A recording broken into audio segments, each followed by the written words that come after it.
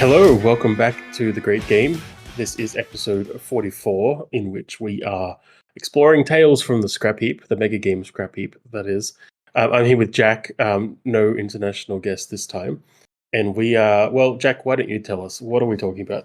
We're talking about those mega game ideas that never quite got off the drawing board for whatever reason. And I think if you have tried designing a mega game yourself, you probably can relate to this. For whatever reason, it's really easy for mega games to end up on the scrap heap. And so we want to give those ideas a little love and chat about them and chat about, what was interesting about them, why we were excited about them, and why they didn't quite get to fruition. And maybe chat about, why this happens and what we can do about it, if anything. We are in the habit of solving things 100%, Oh, so sure. we will probably come up with a solution that ensures that nothing ever ends up in your scrap heap. But hopefully you enjoy hearing about some of these older ideas, or some of them aren't even that old for me, I have to admit. But we would also be keen to hear from you about what you think of any of these ideas, what you think generally about the scrap heap and how mega game design just sort of dwindles off sometimes and things get lost at the bottom of the drawer. And any of ideas that you have as a designer out there that you have found yourself really passionate about, really sort of gung-ho in the design process, and then all of a sudden they've started collecting dust somewhere. We would like to hear about them. So make sure you get in touch, keep up to date with us on the Discord and the socials, and all the links that are linked below. But to get us going, Jack, I might put you on the spot and just say, before we start diving into all these games, why do you think these games end up here? Why do we have a scrap heap for mega games? What leads to an incomplete mega game in your experience? I think the answer is pretty obvious. It's that it's really, really easy to come up with an idea for a mega game, or even to sketch out, some ideas on Google Doc or anything. But it is very difficult to actually run a mega game. Like the gulf between those two things is pretty wide. I would say wider than at least some media. I mean, wider than, putting out a piece of fan fiction or putting out a blog post or anything like that. It is a big gulf between those first steps of having the idea and writing stuff out and getting ideas going and the final steps of actually running it. And so I would say, at least for me, the value between like number of mega games thought up, number of mega games ideas, and number of mega games actually run is a pretty huge margin between those two numbers. And I think that's kind of inevitable. If you, in any creative field, I'm sure you end up with tons of things on the scrap heap, but in mega games specifically, because in order to actually get your thing to fruition, you need to get 50 people in a room together who are all going at your idea. I think, if anything, it's even harder to get it to the actual game table in Yeah. the mega game space. What do you think? No, I agree. I think that that kind of nails it. It's a huge, but I think it's also like it's not just a huge gap in what is required from you and the effort, but it's also almost always inherently a large gap of time as well. Like you can't, as much as, well, maybe someone out there can do it, but as much as I would like to, I can't go from having a concept to running a game, in a couple of months. It's always going to be, in my experience, at least a 6-month process, and usually longer. And a lot of things change in that time. What I was going to say before you sort of nailed it with, how much effort is required and how much more complex the process gets after being just a concept is also just my interest and passion in certain subjects or certain ideas start to wane. There's a lot of distractions out there. Everyone I think that I've talked to in the design space has a very busy life outside, and there's a lot of things coming and going, and it is easy to, a day of not working on the mega game idea can turn into a week, and then a couple of weeks, and then a month. And in that time, you're not only progressing this new design, but you're also being bombarded with new ideas. And they are very tempting because, as you say, putting down a first concept on paper is very, very easy. And it's easy to sort of just to get sidetracked, I think, is what I've learned. Yeah, ideas definitely have that first rush of enthusiasm. Like when a new idea is always so much shinier and more exciting than an idea that you've been working on for a while. Hmm. Especially as like having worked on my video game for 3 years. By the end of those 3 years, you start to get pretty sick of it. You're like, this is this Yeah. even any good? Why am I doing this? And all the other ideas that you could be doing instead seem, because you've spent so much time like exploring it and you know what flaws it has and what the issues are.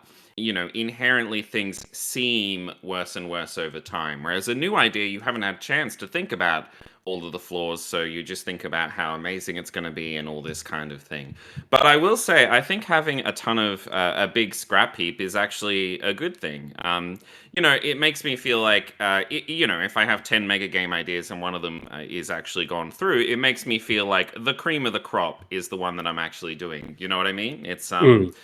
by each of these ideas that ends up getting scrapped is really useful for informing the idea that does go through to fruition, and Yep. exploring those pathways of things that didn't work out or weren't quite logical or didn't quite make sense. All of that exploratory work really does help the final actual thing that gets out there. Yeah, yeah, I agree with that. And also, it's a testament to your ideas, especially when it comes to the mechanical design side of things. If you have this huge scrap heap or this big folder worth of ideas that totally, um, they didn't totally evolve into a final product, but they're there now for you to grab, and they're familiar to you, and in your mind, you understand them, and you can start to plug them into new ideas. I've actually seen myself doing that quite a bit over the last year or so as I've started working on new designs, and it's Mm. really been. I think it's been a testament to show the design ideas I've had over the years, which are the good ones, because I keep going back to them and pulling them back into the new project. So I think I think there is value in having a bit of a scrap heap. It's true. And I think, yeah, exactly. You're exactly right. Like the ideas that you go, wow, that'd be amazing. And then you kind of leave them and never go back to them. Those are fine. But I think the things that over time you do find yourself like that one idea in the scrap heap that you keep coming back to, that you're like, oh, I just keep thinking about that.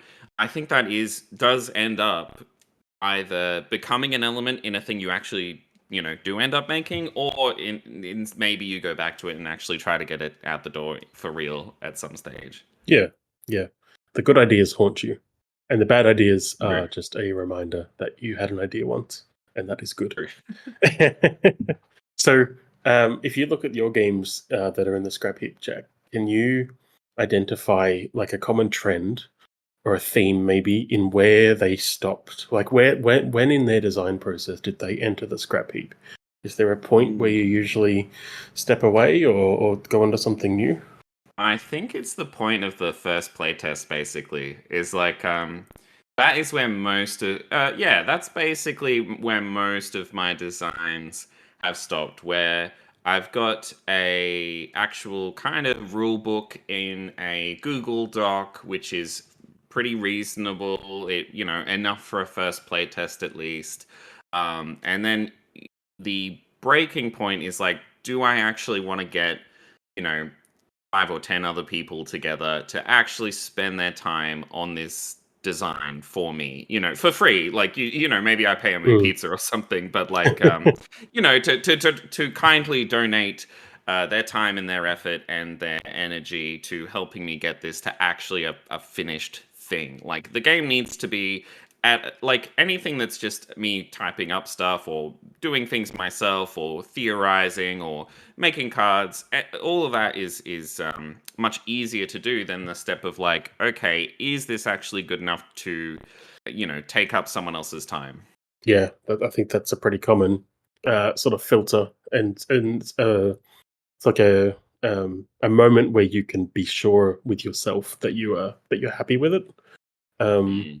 I think that looking through my list, I think I've got two different filters of sort of disengaging with ideas, and one of them is very early, maybe not time wise, but in the design process, I have not a lot of these, but a handful that are no more than just a maybe 2 or 3 page document, which is a mixture of ideas, some mechanical sketches, and maybe some narrative, like sort of shorthand. But it hasn't coalesced into something meatier yet. When I look at those, what is in my head is much richer than what I put on paper at the time. True. But there was some reason that I steered away, and usually it's because I feel like I'm taking on too much. Like the idea is a bit too grand for what's in my head. But yeah, so I've got a few like that. The rest, I think, align with what you've said. When not necessarily the first playtest is ready to happen, but the first contact with other people. Usually when I've done the first full draft of a concept, and it's time to get some feedback and start understanding, do things make sense? Have ideas been explained? Can people start to visualize the game? Usually that is also my secondary point of either disconnecting, either just as I've handed it to other people or just before I do. And again, I think it's about my certainty about its quality, and also the implication that other people's effort and time is going to need to start being involved in this, and I need to be sure about it. Yeah, very true. I think that definitely applies to me as well.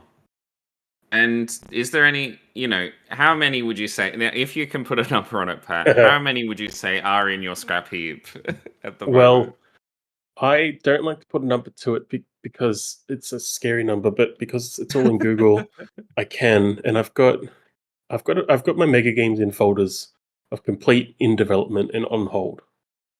And the on hold folder has 42 different games in it, which is just ridiculous. But I won't say that all. Like I said, many of those are very early stages. Well, some of those are, and others haven't seen the light of day. They haven't sort of made contact with other people. But 42 is a ridiculous number. And I'm trying to focus on what we just said about good ideas and bad ideas. How about yourself? Can you put a number to it? That's huge. I have to say it's now my record keeping is probably a lot worse, and so that's probably why my number is a lot lower. But I think it's 15 for me. That's the number of folders I've got in my Google Drive, at least, or number of documents. I think if you collated a lot of stuff in different notebooks and things like that, it would be a lot more. That seems like a healthy number. That seems like a number where you could maybe make them all. I'm clearly Now I beyond see the why you point. suggested this episode. What are you I'm clearly beyond the point of having to ever complete all of those, so I need to come to terms with something there. But so quite a few. But it's good. You should have more ideas than you end up actually using. That's how you get the best ideas going. Yeah, in the end, absolutely. And so of your 15, we're going to talk about a few, but how likely is it that you would bring those to completion in the foreseeable future? Yeah, most of them not at all likely. There's maybe a couple. I think there's a couple that I would love to revisit at some stage, but the majority of them, I think I've decided, it's not going to happen. How about you? How about of your 42? Well, my data's not that good, but I don't think many. I think like under 10, maybe less. I think there's some which we could talk about a bit more later, maybe where I could take a huge chunk of the idea and turn it into something new, maybe with a new theme. But the ones that I think could progress to completion exactly as they are meant to be, I think there's probably 6, maybe 8. Yeah. That's a pretty good number, I feel like. Yeah, it's enough to keep me focused. Yeah, nice. Awesome. Well, should we go through some of those ideas? Yeah, for sure. Do you want to start off with one of the examples, or one of the ones that you really like from the scrap heap? I have seen the small list that you put together, and I'm way more interested in it than mine. So I'm happy for you to take the lead on this. No problem. I'm very interested I mean, if there's any that you specifically want to call out, but I'm very interested in hearing a bit more about City of Thieves. I think you've touched on it Yes. before on the Yeah. podcast. So City of Thieves, I do have an actual kind of rules bible player handbook created for it. I'm happy to post this in the um description of the episode. It is a Blades in the Dark mega game, essentially. Blades in the Dark is a role-playing game about playing different criminal gangs in a haunted steampunk fantasy Victorian city. It's very much inspired by Dishonored and those types of games. If you have played those, where it is Victorian London, but there are ghosts, there are weird uh, contraptions that are fueled by Leviathan blood, which is Leviathans are mysterious creatures in the ocean that they haul in and then drain their blood in order to fuel big lightning devices. And in this game, you play different small criminal gangs who are just trying to take a bit of turf and trying to carve out a living for themselves in this city. And the city is packed with different gangs. Every piece of it is owned by someone different. So anything time you want something for yourself, you're going to have to take it from someone else. And so the game revolves around doing these heists, which are called scores in the game, and going off with your criminal crew, building up the crew, getting money, getting renown, getting fame, getting resources, and getting turf, and trying to make a name for yourself in this city. And yeah, so that's the concept of City of Thieves, is that each team in the mega game would be a different team of thieves, or a gang of like thugs, or thieves, assassins. The cops would be a gang in the city as well. There would be all these different teams with different agendas who would go out across the city and try to take everything they can. And you would build up your crew, get fame, get money, get different turf. The core Yeah. mechanic I had in mind is that I wanted it to feel like a heist, right? Every turn. And I kind of had a lot of thought about what would make a mega game feel like you're actually pulling off a heist, right? And so the concept I had for this is that every turn the team would split up to different districts across the city and do one thing to further your master plan. And then at the end of the turn, you would all reunite for a finale action, which would basically take into account all the stuff you've done across the city and see if your heist actually succeeds. So, for example, I would go down to the docks because I need to smuggle in some grenades. You would go to the prison to get a man on the inside. I would go over here to, do something else in order to, I don't know, maybe our overall goal would be to free someone from prison. And we would see if those individual actions succeed or fail. And then in the end, we would all get together for one big finale action. And that one finale action you get each turn would have a big impact on the story of the game and the city. That's the idea. So the idea was that in order to kind of mimic that feeling in a heist movie, where you have all Mm. these different people with different specialties, where you have, the contortionist who is overdoing this and hiding in the vents, and you have the charming character who's out there making a distraction to help this bit. The idea is that would hopefully make it feel like that kind of heist feeling. Yeah, yeah, yeah. I really like the idea of that. I have never played Blades in the Dark, but I know quite a bit about the setting, and I've read quite a bit of the book. Um, I'm curious how far along your design sort of ideas got for this game.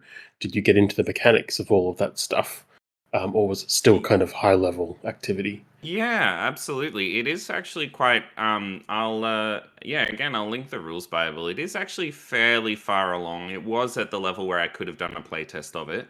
It does get into the mechanics of it and how it all plays out. Essentially basically you would go out, you would do your individual actions, whether they succeed or fail would give you a bonus to the final action.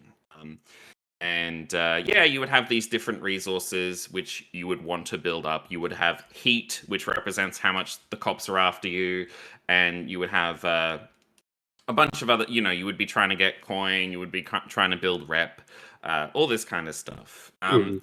The thing that made me not decide to take it further, and maybe at some stage I will, but anyone who's listening is welcome to use it if they do decide to make something of it.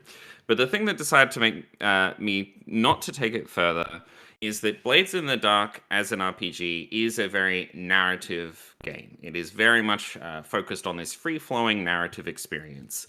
And I think the mechanics of Blades in the Dark work really, really well for a cooperative game. But by taking inspiration from a lot of those mechanics, and Blades in the Dark has a Forged in the Dark thing, by the way, that lets you make, RPGs that are inspired by it as long as you give it the Forged in the Dark label. So the Mm, concept was that I would use that. But by taking these mechanics that work fantastically for a cooperative narrative experience and putting them in a more competitive experience where, each of these other gangs is led by a team of other players, I felt there was a fundamental disconnect there, and some of those things wouldn't fundamentally work well. mm, And one of those examples is in Blades in the Dark, you're meant to play a daring, risk taking group of scoundrels who goes out and does crazy stuff. And one of the ways they facilitate that is that when bad things happen to you, you can spend a resource called stress to resist them and say, no, that doesn't happen, actually. And you do have a very limited resource of stress, so you only get to do that, rarely. But it is a mechanic that lets players actually kind of say how much bad stuff happens to them or which bad things happen to them. right. And so that encourages them to go out, take risks, do crazy stuff because they know they have some ability to mitigate the consequences. And I love that mechanic in Blades, but I was kind of thinking about it in a more competitive experience. If Hmm. I go and try to take your gold or take your item or steal your stuff, and then you say, no, I resist that, so that doesn't happen, like that, it fundamentally doesn't really feel very good. So I ended up feeling like, if I wanted to continue this concept, the basic mechanics of Blades in the Dark wouldn't quite work super well. And I also think, in general, having a narrative experience that is quite competitive is a bit tricky for mega games because I think, if we're competing in a very mechanical way, I have a tank that does 5 damage, you have a unit that has 4 health, like that all makes sense and it's very above board and it's very clear to everyone involved what's happening. But when we're competing in a more narrative way, it is a lot more loosey goosey and up to interpretation of the GM exactly what happens. And so that could lead to, more, I don't know, bad feeling if things don't go your way. So, Yeah. anyway, those are the stumbling blocks I kind of ran into. Yep. I think you definitely could make it work. But for me, when I kind of looked at it in a reasonably decent state, I was like, I think I don't know, I think there's a disconnect here. I feel like either you keep the narrative-y kind of mechanics and try to turn it into more of a cooperative experience, or you keep the competitive, different gangs competing against each other vibe and change the mechanics in a pretty serious way. Yeah. No, that's really interesting. I I'm glad I asked you about that one first because it's kind of hit the nail on the head for a few of my ideas.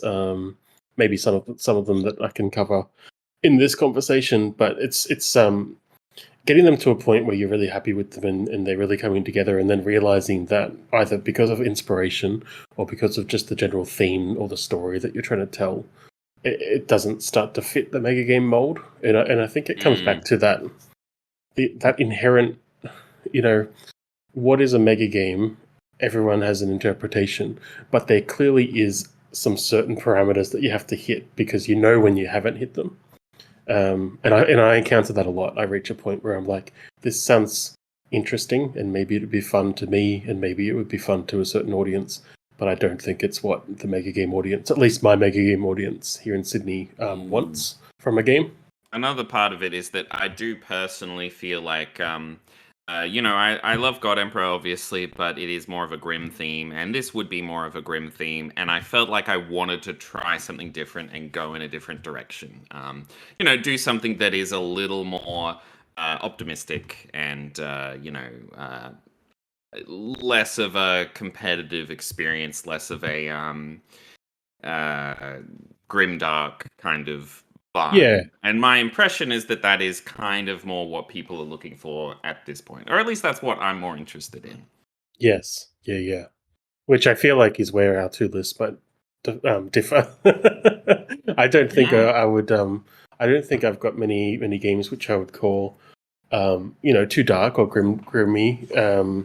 But definitely not going in the direction of light and sort of whimsical games. Although there's a bit of that. Mm. But yeah, I think that sounds like a really good sort of lesson learning design process. And it makes total sense why you put that back in the scrap heap. But it sounds like there could be some things that you might be able to troll out of it down the track. Absolutely, and I still love the concept. I think a game where you do play different criminal gangs in a steampunk Victorian city, Dishonored style. I'd love to play it. I'd love to try it someday. But yeah, just that It- specific implementation, I thought wasn't mm, quite working. Why don't we go to one of yours, Pat? yeah, sure, sure. I was as you were talking, I was thinking, of the ones that I was thinking about talking about tonight, which is sort of the closest, which reached the same point as City of Thieves. And there's a couple that kind of reach that sort of first concept moving into the second draft territory. But one I might talk about is a bit out of the normal wheelhouse for me, design wise or theme wise. So this was a game that I actually put together last year, and it's called Old Cove. Um, I say it was inspired by the video game Dredge, but many people are very quick to tell me, well, remind me, I suppose, that it's not really. It just happens to be about fishing, and that's kind of the similarity. Mm. It doesn't have the same theme as Dredge. It's not about sort of a sort of mysterious horror setting, but it's a Mm. game. It's a boring game in my mind. Thematically, it's about fishing and collecting good fish and making money off them. Um, That's amazing. So it's a fishing mecha game. Does yes, yeah, everyone yeah. does everyone play different anglers? They're all. So yeah, they are. So this is, I guess, the reason why I made this game. I've in a lot of the books, a lot of the concept documents I've started writing in the last few years, where I'm thinking a bit more about that process. I try to start them off with some design goals or a bit of an overview of what the game's going to be like, and not just a thematic one, but here are the core mechanics, here are the goals of designing this game, and sort of here's what the game looks like when it's being played. Um, and so I had four goals for this game. The first one was to create a mega game vibe with simple mechanics, fewer players, and less time than a traditional mega game. In inverted commas there. So I wanted to create a 3 hour mini half day mega game, really. And it was to target people, who have a bit less time on their hands or are a bit unsure about the mega game experience, but would like to taste test it, really. Mm. So yeah, the purpose of that goal was to give new or time poor players an experience of the mega game world, and also provided like a new accessible way for people to play games without committing their whole day. Because we were, this was in a period of time where we were talking about our growing audience and wondering if we could get people together on a weeknight, for example, people who have very busy weekends or kids or that kind of thing. So that was design goal one. The second one was to keep the mechanics really focused on doing stuff and fun, and not being worried about crunch and optimization and lots of moving parts. So I put in brackets there, rolling a fistful of dice and being able to celebrate something that when it happens. So just a bit of Yeah, interaction nice. around the game space that makes a bit of energy, without being like a spreadsheet simulator and how to get the best out of all the resources and that kind of thing. So the game is very dice heavy, and it's about people rolling lots and lots of dice all day. Um, and then the third design goal was that players should walk away having experienced all the key ingredients that I think go into a mega game, which is fast pacing, decision making, social interactions, feeling a sense of progress, an appropriate level of stress, and then a narrative that they can come out of it with. And then the final design goal was it should be really easy to set up and pack up, and also reset between 2 runs, because we were looking at running it back to back in the same day as a morning and afternoon session. So that's where this started. And then I thought, okay, I've been playing games like Dredge, and I like the idea, like the aesthetic of an old-timey angler, out fishing and stuff is very cool. It's a very rich sort of aesthetic. And so I started there. So what I ended up with, I think I would say it reached the point where if I produced some of the components, like cards and that kind of thing, it could be play tested. The rulebook is probably, in its first draft complete. And I guess, I won't go into too much detail, but players were all anglers. They were looking to achieve certain goals by getting fame, or perhaps making money, or, spinning tails or earning tails. And it was really about set collection. So they would go out, they'd be fishing at different parts of the physical space. No teams, but incentives for people to team up. And the game space would be laid out in a way where there was sort of a town, a bunch of tables that represented a town where people could go and deal with sort of facilitators who were kind of filling in the role of shopkeepers and that kind of thing, where they could interact with different mechanics there to upgrade their boats or buy some fishing gear or sell their hauls. And then there were tables scattered out throughout the ocean, and some of them, throughout the room that represented the ocean.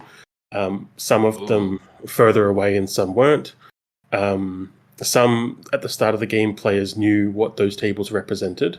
So, for example, some of the tables nearby the town would be the shallows, and they would have a certain expectation for what they might encounter there. And then there might be others out that are further, the deep blue sea. And then there'll be other tables that no one knows what they are until they go there. So mechanically, there was limitations about where people could travel and when, which is that's one of those things I mentioned earlier has become a theme in a lot of the games I've been designing. I keep bringing that idea along, where people are restricted to where and when they can travel and how they can communicate when they're in those locations. So it's clearly something I really need to try out properly.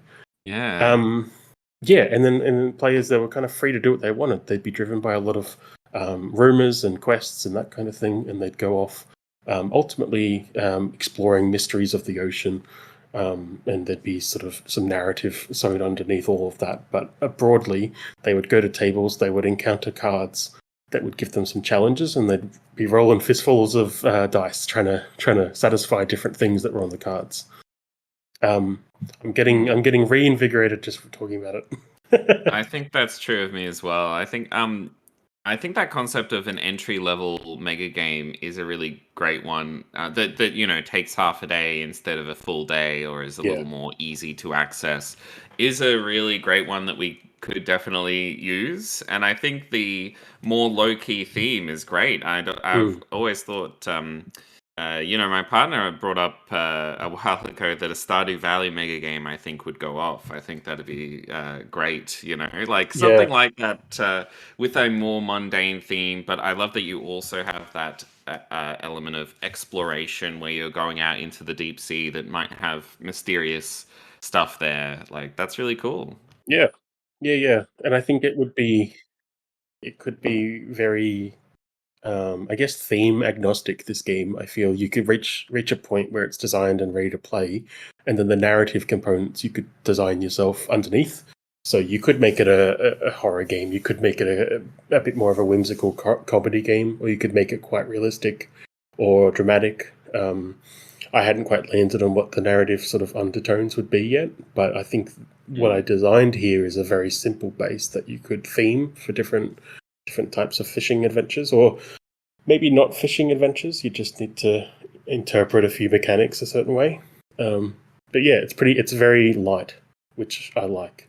Yeah, nice. And what was it that made it not get to the finish line? I think I'm not really sure. I know that I got the first draft out to some people, and I've got a little bit of feedback. None of it was particularly critical. I think I wasn't 100% happy with the theme at the time, but I kind of knew that from the get-go. I knew that this wasn't the grand mega game I wanted to create next, and I knew I was going in to create this very specific tool, which was like the mini game that could be an intro to the experience. I think it was just that reaching that point where I share it with people. The next step is probably to tighten the screws and then produce some stuff and use time and people's effort to test it. And I think at Yeah. that point, I just, like I said earlier, I think I'd probably get distracted by something else, and I lost the taste for the idea. But Mm. just talking about it now, it does suggest that in my mind, maybe it's worth revisiting. It was on my list as one of those that I think could be worth finishing. So stay tuned, maybe. It's always great talking about your old ideas. It's always exciting. I think Yeah. there is a real gap in the market for that type of like entry Mm. level, half day, approachable theme kind of mega game. And I know there are games like that out there. There is Bring Them Home is a bit like that, where it's a bit more easy for and approachable, but which you can only play if you're like there at the event at the time. So I think I mean, yeah, I'd love to see more games like that. Yeah, for sure. I think that was really the drive of designing it. I thought we need more of those in the inventory for people who, especially for people I thought who were starting new communities. And it's really a huge commitment to put on a huge, Mm. a full 40, 50 player game with a venue that's large enough to accommodate, and 6+ hours. It ends up being like an 8 or 9 hour day for the people running it. So I thought we need more of that in the community so people can taste test and just get a little dose and see if they like it.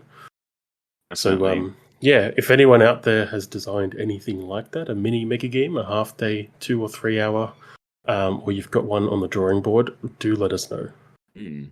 Well, I might talk about one of my game ideas that had that Yeah. same similar concept, which is an Inside Out mega game. Uh-huh. Inspired by the movie Inside Out. I think other people have had this idea, but essentially the concept. This one did not get too far, but it's mostly in the concept stage. But the idea was that you would all be these different emotions in someone's body, someone's brain. And each of you has different agendas and different things you want them to do. And essentially, you would play out a day in the life of this person. At the start of every turn, you would be faced with some kind of, the start of their day or some kind of moment in their life. And you would all need to try to advance your agenda of what they actually do. And the idea was that this would be quite simple and entry level. It would be, playing out over 3 hours or so. And you would go out and try to, convince people to agree with your ideas and do all this stuff to try to advance your agenda. And then at the end of the turn, based on what you all agreed, based on what you did and what actions you took, that would determine what the person would do for the round. And so the idea was that you would have an actual person there, like on stage, playing out the results of your decisions, presumably to terrible effect, as you've got 30 people who all want different things to happen. Of So course. I think I can imagine it being an incredibly funny experience, as this poor person gets their life absolutely destroyed by your conflicting priorities. But yeah, and then based on what they do and what they decided, different meters would go up and down based, Mm. like how assertive they were, or how their happiness level, their how rich they are, how you would have these different meters displaying statistics that you want to go up or down. And yeah, those would basically fluctuate each turn, and then based on those, you would get rewarded if you are potentially, like, say you're playing greed, you want to get their richness statistic up as high as it possibly can be. So every turn you're trying to take the option that would influence that the most. And Mm. yeah, it would be very simple. Ideally pretty funny. That was the concept. I'm very curious about what this looks like on paper and what it would look like in person. When you started describing it, I was like, especially with the person on stage and sort of getting to have a bit of a voyeur view of what happens, what the outcome is of your actions, makes it feel almost in like almost like a theater piece Mm. interactively. Would every player in this be their own sole agent, or would teams represent these things, like you said, greed? Yeah, we went. Now, this was a more of an early idea. Hmm. I think there would be. I wasn't totally sure. I think it would be probably more interesting. There would be teams because it would be if it's going to be an entry level mega game, I feel like having a team of people who's there with you, helping you out, would be important, but I think they would be smaller teams of like three people who are on the team that all kind of want to be greedy, that kind of vibe. And they would go to different areas of the game to try to influence things and influence what happened, basically. And Yeah. yeah, so and part of this, I would love to. Part of the idea that again, this would be ridiculous to try to actually get working in practice, but we thought it would be great to actually strap someone with a camera, like in the TV show Peep Show, where it shows all these kind of Uh-huh. POV shots from someone's perspective. Yep. And it would be great to like live stream this person actually acting out the results of the decisions you've made, like from their perspective, but like they're on a big projector in the middle of the hall or whatever.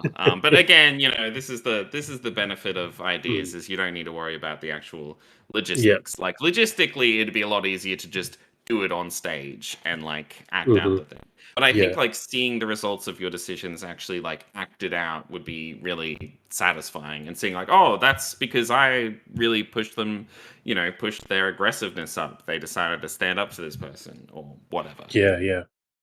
I think that it would definitely be entertaining it, because of the mega game nature of it. There'd be so many things that translated to that acting out part that most people Mm. wouldn't understand because they had no interaction with that team or that player who made those decisions, and it would be very chaotic, which I think is very Absolutely. fitting. And you'd see crazy stuff happen, and then in the pub afterwards you'd go, why did they decide to jump off the balcony? And they'd be like, oh, that's because I did that. You'd hear all these stories. I can see Yeah, it being fun. And mechanically, I was imagining it something, I guess, a little like Generalissimo, where there are these, where you're all trying to kind of get your thing across in a central, your policy to go across, that kind of thing. yep. Yeah, actually, that was what I was imagining in my head. It's almost like this total theme shift of Generalissimo, where there's still these metrics on the wall and there's like graphs going up and down, but they're actually meters that are measuring a human person's brain activity rather than Mm. this sort of this totalitarian government. I like the way that you can cross those two ideas. Very cool. So was it just the logistical nightmare of being able to figure out how to make this work that stopped this idea? That's the main thing, yeah. But also just generally, I don't know, priorities. At some stage, I'd love to go back to it, and I'm sure someone will make an Inside Out. I think I have heard other people talk about it. But yeah, just other competing ideas and things like that. Yeah, yep. Um, No, that's fair. how about you? What's the next one on your pile? I think I think in a similar vein, this is an interesting one because I don't know if it's just the name that I love. But it's one of the ones where that I described at the start, where it's very light at the moment. I've got thematically in my head, I've got this idea and I can picture it, but design wise, I think it's literally like 2 pages of notes. But anyway, this was going to be a game about gladiators. So it doesn't necessarily need to be a historically accurate portrayal, like Roman or anything like that. Could be fantasy. It could be fantastical or whatever. But gladiators, where there's these games that are held, and the players are not the gladiators, and they are not per se the people who are organizing the fights or anything, but they are all the people who are there to make money from the games. So it's sort of like a big simulation of people who are sort of gamblers and merchants and maybe criminals, maybe politicians, and all these sort of slices of society who come to these games, and at least on the surface, they put aside some of their other issues, and they all are gambling and sort of betting against each other and engaging in all these things, usually nefarious acts, to try to profit from the gladiatorial games that like run for a month or a week or whatever. Mm. So yeah, the key thing of it that I really wanted to explore was this idea that nobody is the core mechanic of the game would be these gladiator fights, but nobody in the game is controlling them. Everyone just has little levers that they can pull to influence them. And I wasn't entirely sure how that would work mechanically, but one idea I had was that it would be a card game where gladiatorial fights would happen with decks of cards that have been prepared and they're just drawn, and the cards that are drawn are then acted out by facilitators who represent the gladiators. But the cards being drawn Ooh. are all different types of moves and actions and that kind of thing. So again, it would probably be a little bit silly, because when I was talking about the idea of those levers that people can pull, I'm imagining some massive game where there's going to be a gladiator fight, and each of the gladiators in that fight has a deck of cards. So it could just be two, like a 1v1, or they could be teams or whatever. And everyone in the game, through different mechanics and using different resources and going to different places, can influence those decks. So someone might be able to look at the decks and remove a card from it. Another person might be able to take cards from the top and put them on the bottom. Other people may be able to add cards. So there's like this blind deck building happening where everyone is trying to coordinate an outcome of the fight, but there are so many hands in the pie that they would inherently need to start building teams and coalitions to get shit done, because otherwise, if you are one of 40 people influencing a deck in a deck building scenario, it's very unlikely that what you're trying to do is going to succeed. So that was the early thought mechanically, and that was just the fights. There was going to be a whole bunch of other stuff happening around them, but it's an idea that I'm interested in exploring. That sounds absolutely fantastic. Mm. It reminds me a lot of, yeah, I think that'd be an amazing idea. It reminds me of Spartacus, the board game. I don't know if you ever played that, because that is focused around you are not the gladiators, you are, the puppet masters behind the scenes who are trying to rig an outcome to this fight and bet on the outcome and, make sure it goes your way. Like, I think that vibe is a really rich space for Yeah. mega games, because one of the things I've kind of thought about is that, at least in my experience, often teams, especially newer teams, may not want to get involved in direct conflict. Like Yep. my team attacks your team and kills them or blows them up. That can be quite intense, because you think about it, you're like, oh, this is an 8-hour game. If I make them mad, if I blow their stuff up or they blow up my stuff, then I'm out of the game, and then we have 6 hours left. Like, you feel that way even if it's not actually true, right? So Right. having this other format where it's like it's about conflict, but you are not the ones in the conflict. You're just manipulating the conflict and in the background, and making sure things go your way. Like, I think that'd be a fantastic way to still have that kind of conflict and make sure everyone can kind of be involved in it without feeling the intensity of like, oh, all my stuff gets blown up. Now I feel like I'm ruined, even if that's not actually true. Yeah, right. And I like the idea as well of, and this has come through in a lot of games, like the old Cove one as well, without not having any teams and also having the allegiances of people very light. So players are going Mm, in and they are allowed to start building their own teams as they see fit, and trying cool. to sort of find ways to help each other and coordinate, profits and also effort. And That's so very the, interesting. Yeah, yeah, and that's another, again. It's a common theme in a lot of the designs that I've got, sort of in the scrap heap. But yeah, there Mm. was quite a bit more to that design concept, but that was the main sort of thing that really got me putting pen to paper. The other thing being the name, as I said, and I figured, if I put it out there now, no one can steal it. But there's this old quote. I think it's something along the lines of "Those who are about to die salute you." Mm. And so my draft name for this game was those who are to profit, or something like that. We who are Ah. about to profit. Yeah. Nice. But Sounds yeah, I great.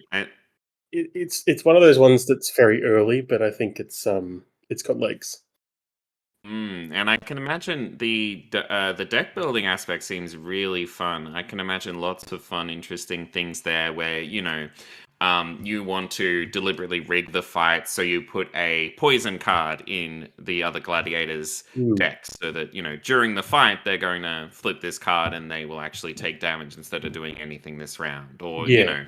you're like, Yep. oh, I'm going to do some reconnaissance, and I found out you're going up against this other gladiator, and, they're going to play these cards that are all about, I don't know, damage, so you can do this to try to counter them, or Yeah. all Yeah. that kind of intrigue sounds really fun. I've actually been playing a game that is just recently, which is an auto battler, which is where you just make the build and then you watch, of your character, and then you watch your character fight other people. You don't do anything during the fight. And I was surprised like how much fun that is, of just building a character and, equipping them with items and all that kind of thing without actually doing any fighting itself. So I can imagine, and I can imagine if you got facilitators who are really into that, like actually playing out these fights and being like, "Oh, I do Hmm. a sword swing," and actually, like, that could be a great moment at the end of each turn. Yeah, and I love the idea of a spectacle where those fights happen, actual fights, and there's some people watching them, but then other people are off doing deals when everyone's busy. I just like Yeah, the theater of it. It's a very rich, like sort of thematic place to play with.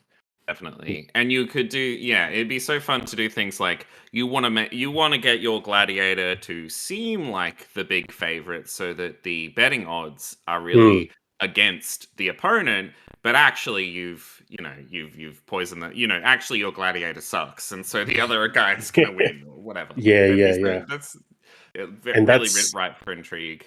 yes, absolutely, and that's kind of one of the things you said before about people selling abilities, saying I could sabotage this fight for you and that kind of thing. I like the Mm, idea of a game which is at its core, it's all about making money, like, getting points basically, mm, but giving the players so many tools to do so, so that at the start, it's sort of everyone looks at it and thinks, okay, I need to bet on fights and hope that I bet well. But then as the game progresses, they realize it's all about the deals that we're making and it's how I can sell my services to other people and like giving them infinite ways to make money, basically, mm. is a bit of a design sort of goal for that game. Sounds great. Um, And yeah, what was it that made it not really get further? Is it just, other things intruded?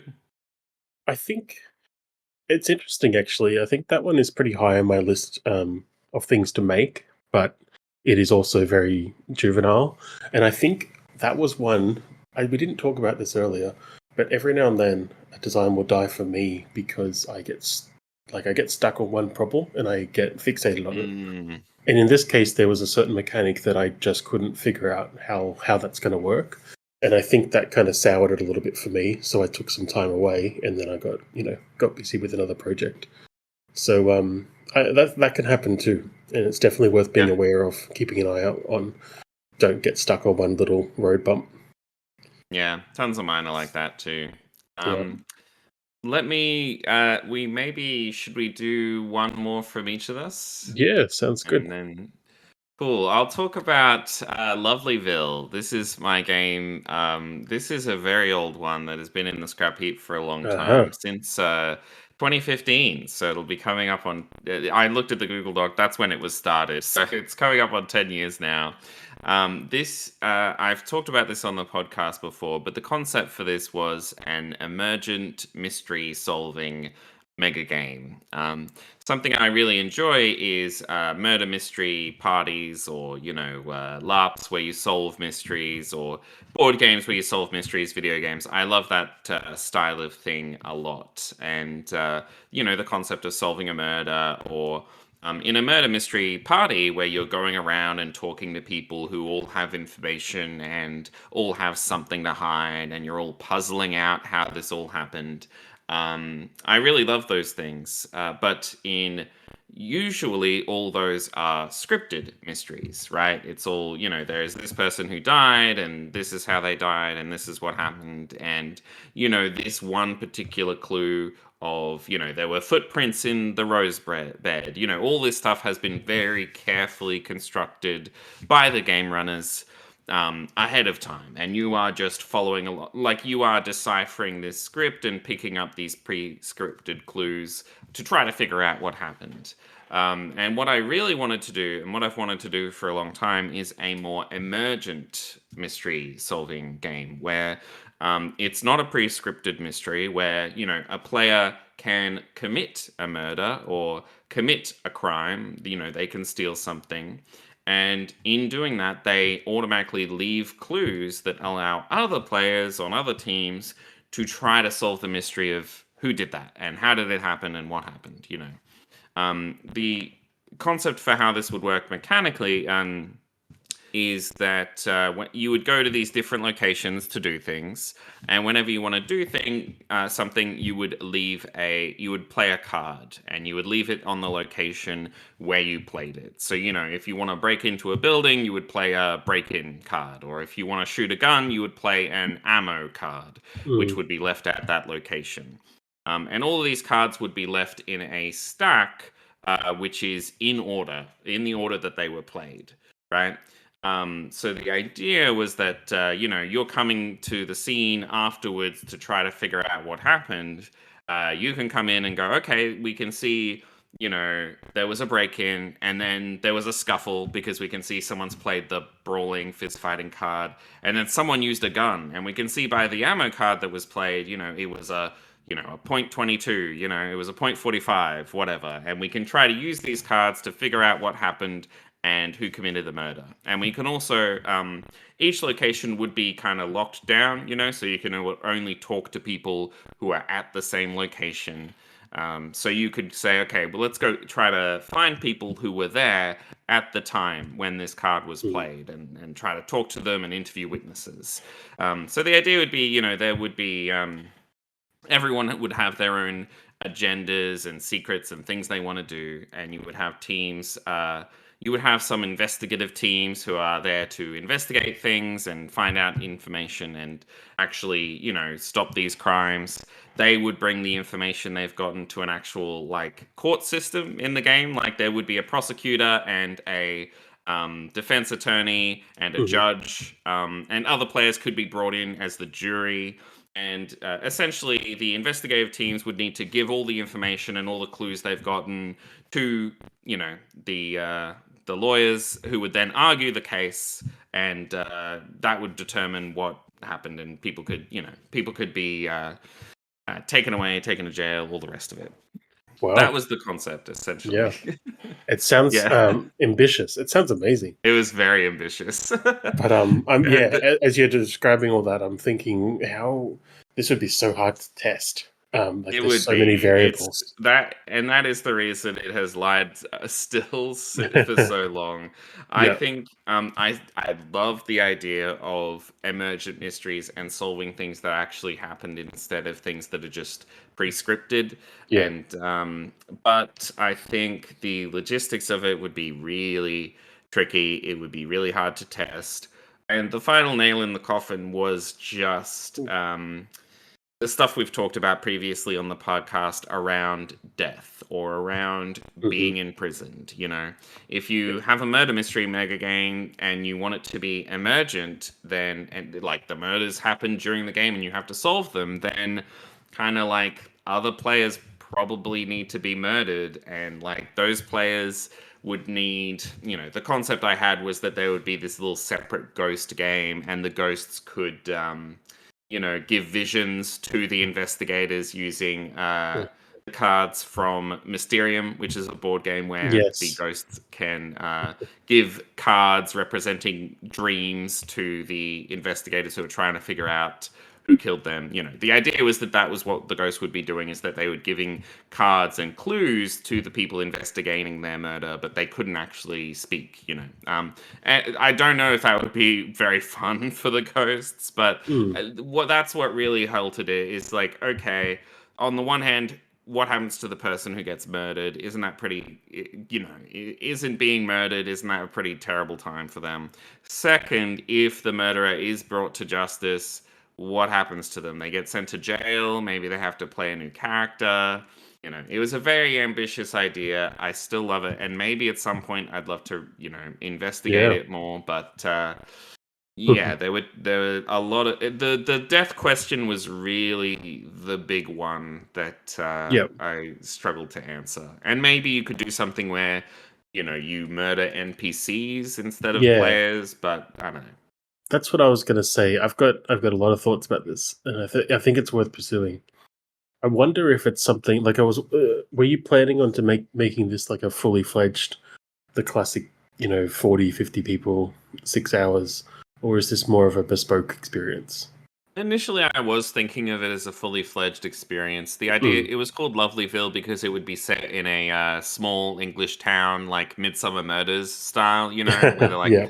nothing ever happens here, but there's, 40 murders a day. Like, where, Yeah. it's a small town where everyone has a secret. So, Hmm. apart from the actual crime and mystery stuff going on, the other players would have other things going on where, they, they want to go trade things, they want to trade items, they want to make a living as a baker, like they have other things going on and other goals would be the concept to add a little bit of Mm. richness so it's not just constant murders, but because, I think it is important in a mystery that there is other stuff going on, someone's having an affair, like that's pretty important to the genre, I Yeah. felt like. So the idea was that it would be a whole small town and you could be a person who plays it Mm. and isn't super involved in the criminal aspect, but everyone would have a, even if you are playing the baker, you would have an ulterior motives and a secret thing going on, and Yeah.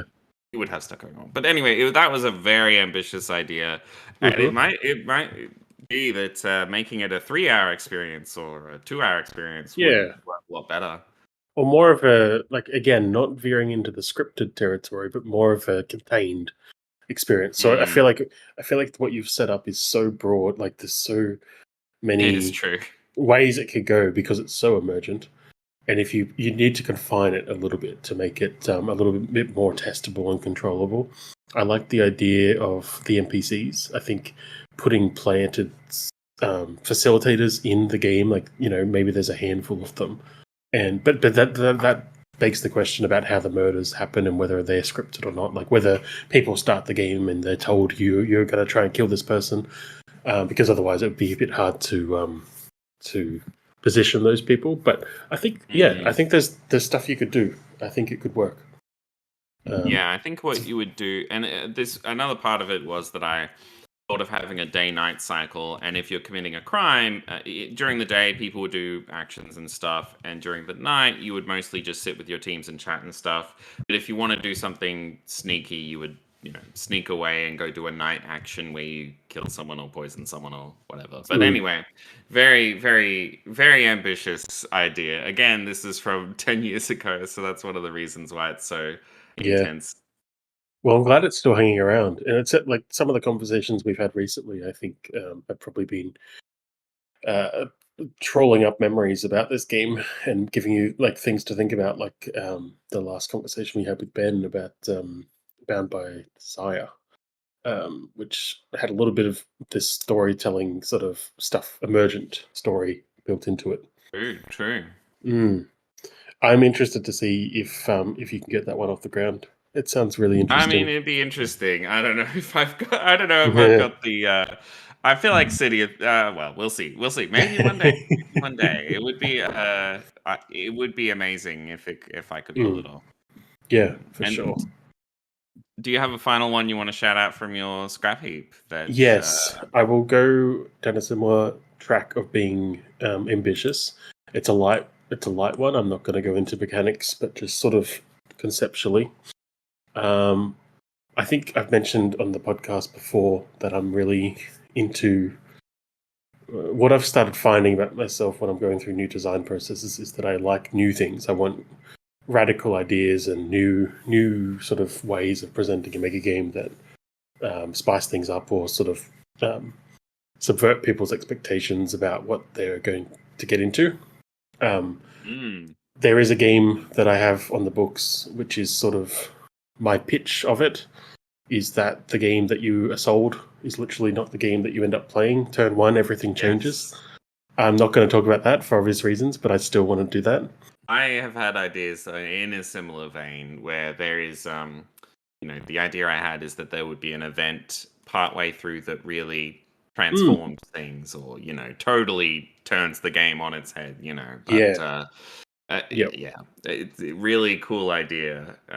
It'd be, but there's so many problems of like, will people hate that? Like if they signed Yeah. up for something and then it turns out it's totally different, will they? Yeah. Will that be an exciting moment, or will it just be confusing and they'll feel Yeah. terrible? I've got a lot of thoughts about it. I won't go into too many, but I think the Yeah. expectations have to be set that something could change. But also, I think the trick is to keep the game still mechanically similar. Not so similar that it doesn't feel like it's changed, but similar enough that people don't feel like they have to go and read a new rulebook midway through. And that's It the would need big to use the challenge. same basic mechanics. Yeah. Yeah, but just in a new light, and Mm. they have new meaning. But anyway, I digress. That's on the books. I think it's going to happen one day. I just need to get there. But another thing that I've been really interested in, which I will briefly talk about, is sequels of games, and the idea of Ooh, sort yeah. of one game has an impact on the next one. And Mm. one idea that I had was also to combine the idea of sequels and interconnected games with something I want to do, which is very different types and set it like different types of games that appeal to different people. So I have an idea for a 3-part game, which I lose track of what I've talked about on the podcast and what I've talked about just at the pub with people. So I may have mentioned it once before, but a 3-part game, so 3 different mega games, but they are thematically and narratively connected. And they Oh. follow a story about a modern or, 1900s kind of era city that is, or maybe even a country that is about to shift into civil war mode. And the 3 games would be, the first one would be before that event happens, and it would be a dinner party, like a literal dinner party. So people would come, it would be an evening thing, like a murder mystery, and it would be very character driven and role play driven, but it would have mechanics attached.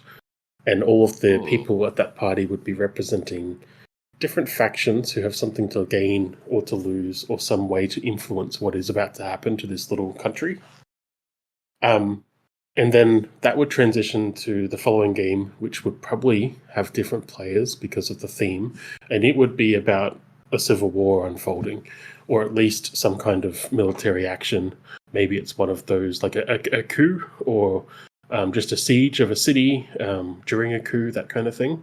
And it would be a very operational game. So it would shift from the first game being very role play heavy, very much about diplomacy and negotiation and people making deals, which would then feature the second game, which would be a very heavy operational wargamey kind of game where everyone involved would have different goals that they're trying to achieve in the time that this conflict occurs, for the duration that the conflict occurs.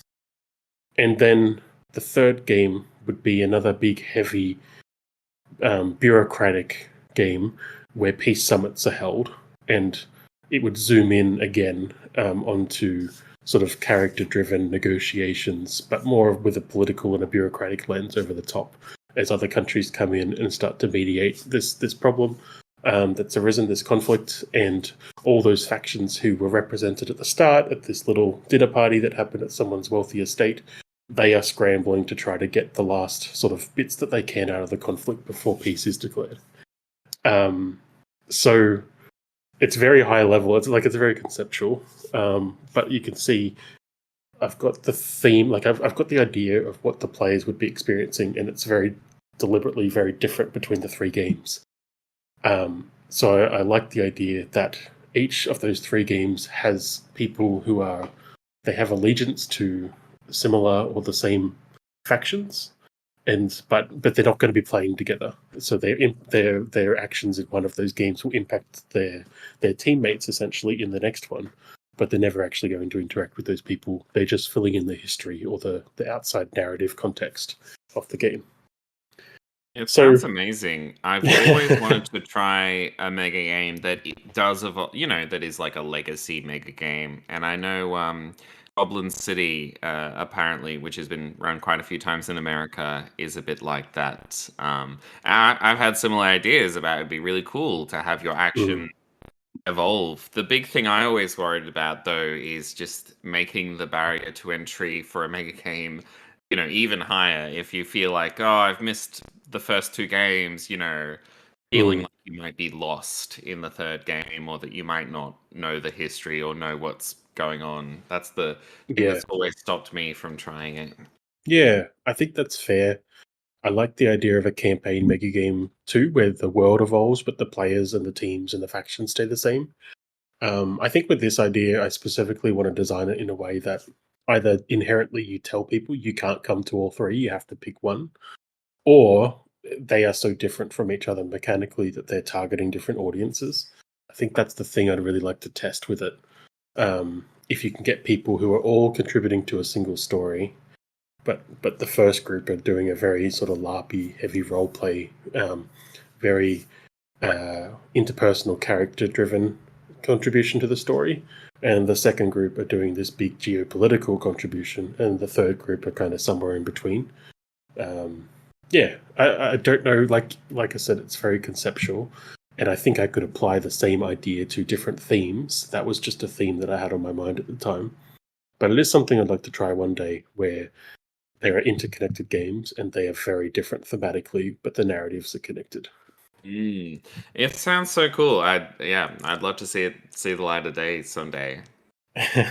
Well, of the three I've discussed tonight, I think it's the least likely to be Fair peaking out enough. anytime soon.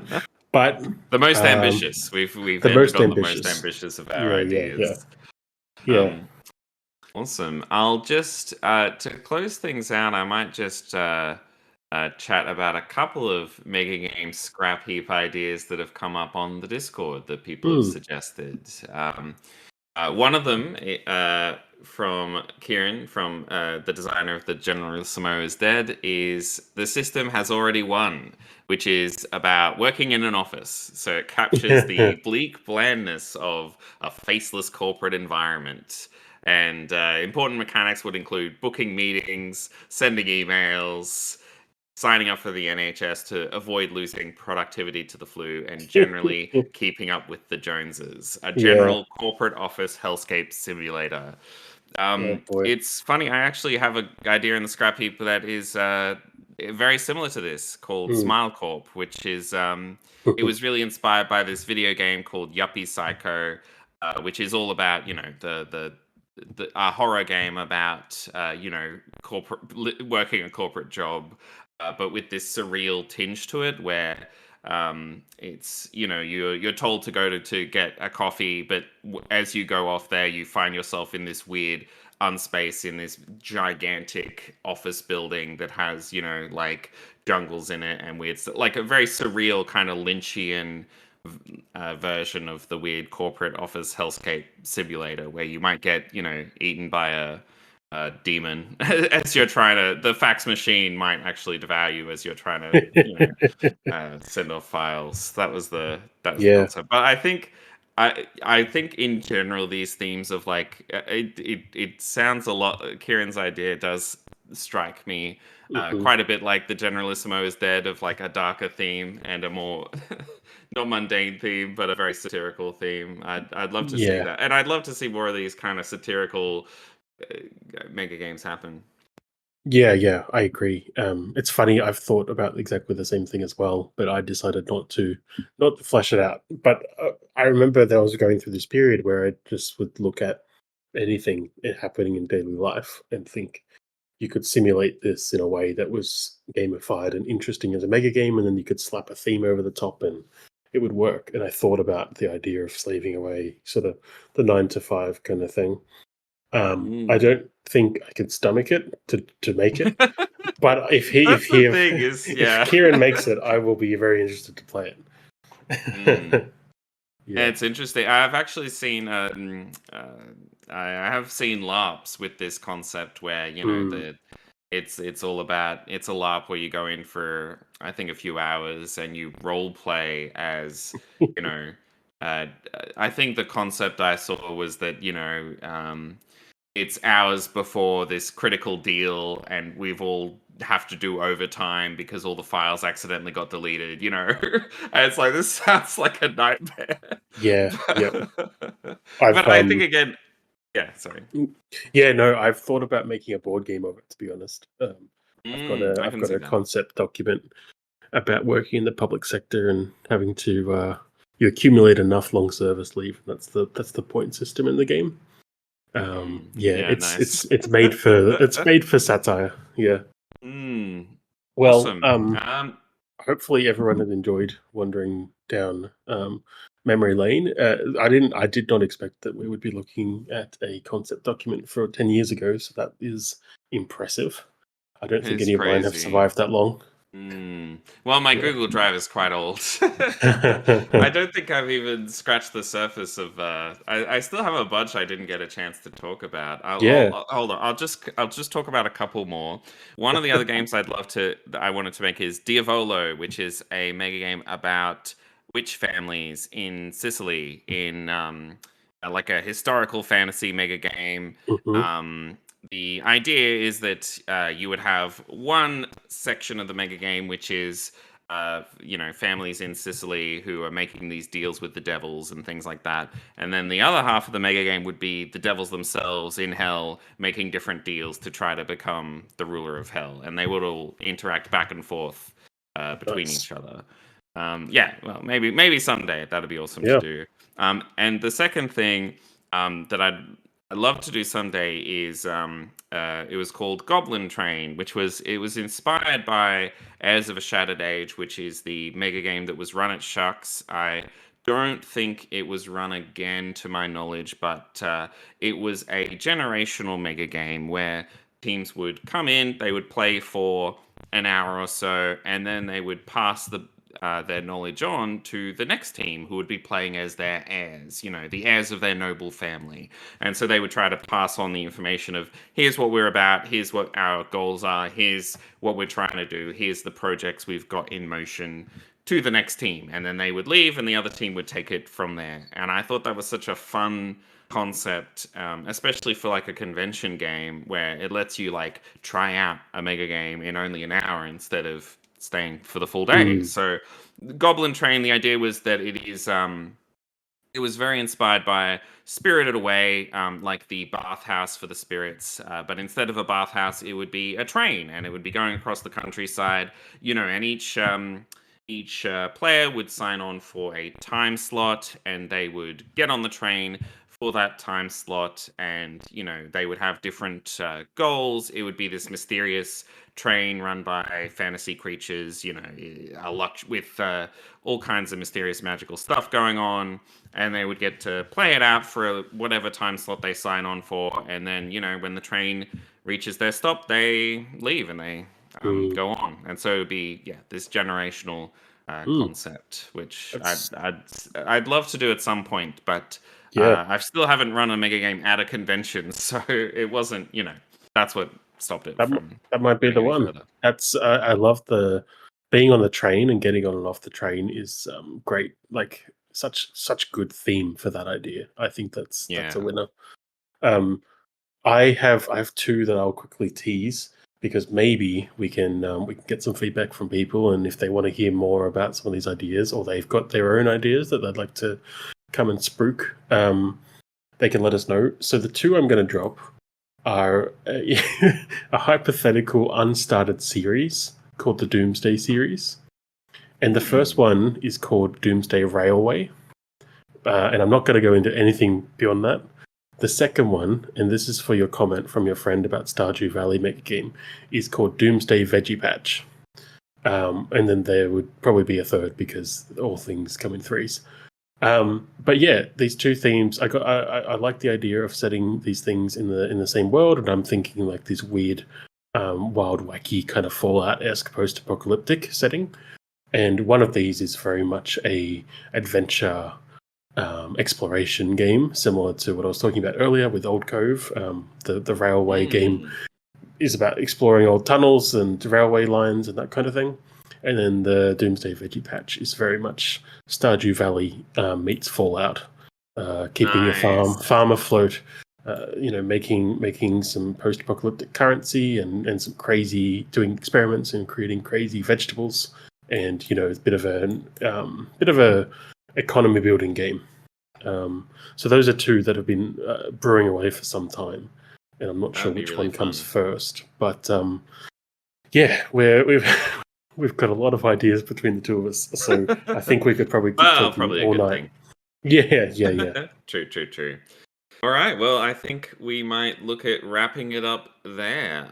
If you have your own mega game ideas you want to chat about that are on the scrap heap, or that you just haven't been able to get created yet, because it is really difficult to get one of these to the finish line, then please check out the links below and join our Discord. We have a bunch of people chatting right this moment about different mega game ideas, including Vampire the Serial Number Filing Off, a Vampire the Masquerade, mega game idea, and Brexit the mega game. We have tons of ideas going on. Which we're just not going to touch.